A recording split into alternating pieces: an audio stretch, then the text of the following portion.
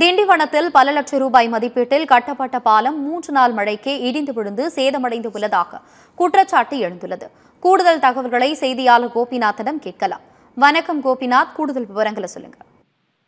வணக்கம் ஆனந்தி. கடந்த சில தினங்களாக தமிழகம் முழுவதும் பல்வேறு மாவட்டங்கள்ல கனமழை பெய்து வருகிறது.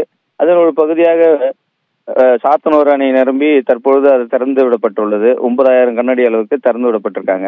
இதுல தென்பெண்ணை ஆற்றில் இதனால வெள்ளப்பெருக்கு ஏற்பட்டுள்ளது. இதனால தொடர்ந்து ஏரி குளங்கள்லாம் நிரம்பி உள்ளது தொடர் மழை காரணமாக. அதுலயும் விழுப்புரம் மாவட்டத்தில் கடந்த 3 தினங்களாக விடாம மழை பெய்ததால அந்த ஆங்காங்கே உள்ள ஏரிகள் நிரம்பி இருக்குது. இதனை அடுத்து விழுப்புரம் மாவட்டம் திண்டிவனம் அடுத்துள்ள நாகலாபுரம் பகுதியில கிடங்கல் ஏரி இருக்குது. இந்த ஏரி முழு கொள்ளளவு எட்டி தற்பொழுது அது அந்த வழியாக செல்லக்கூடிய பல்வேறு வாய்க்கால்ல பாத்தீங்கன்னா பல தரைப்பாலங்கள் இருக்குது. அந்த கிடங்கல் பகுதியை அடுத்து, அதாவது திண்டிவனம் அடுத்துள்ள கிடங்கல் பகுதியில அந்த தரைப்பாலம் ஒன்று கடந்த ஆட்சியில் கடந்த ஒரு ஆண்டுகளுக்கு முன்பு அந்த பகுதி பாலம் பழுதாகி முற்றிலும் சேதமடைந்தது.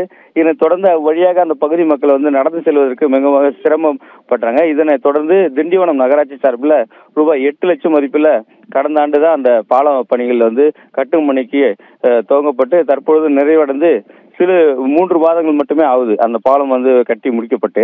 இந்த நிலையில இந்த கிடங்கல் பகுதியில் செல்லும் அந்த வாய்க்கால் வழிகளை தண்ணி செல்லும் போது அந்த பாலம் உள்வாங்கி உள்ளது. அந்த பாலம் முற்றிலும் சேதமடைந்திருக்குது. இதனால அவ்வழியாக செல்லும் பொதுமக்கள் மற்றும் பள்ளி மாணவர்கள், கல்லூரி மாணவர்கள் மிகவும் சிரமத்துக்குள்ளாகி வருகிறாங்க. இதை உடனடியாக போர்க்கால அடிப்படையில மீண்டும் உடனடியாக மாவட்ட நிர்வாகம், நகராட்சியும் அந்த பாலத்தை தற்காலிகமாக பணியை சீர் செய்து தற்பொழுது அந்த வழியாக செல்லும் மக்களுக்கு, இருசக்கர வாகன ஓட்டிகளுக்கும் அந்த வழியாக சரி செய்து கொடுக்க வேண்டும் என்பதே இவர்கள் கோரிக்கையாக உள்ளது. ஆனந்தி.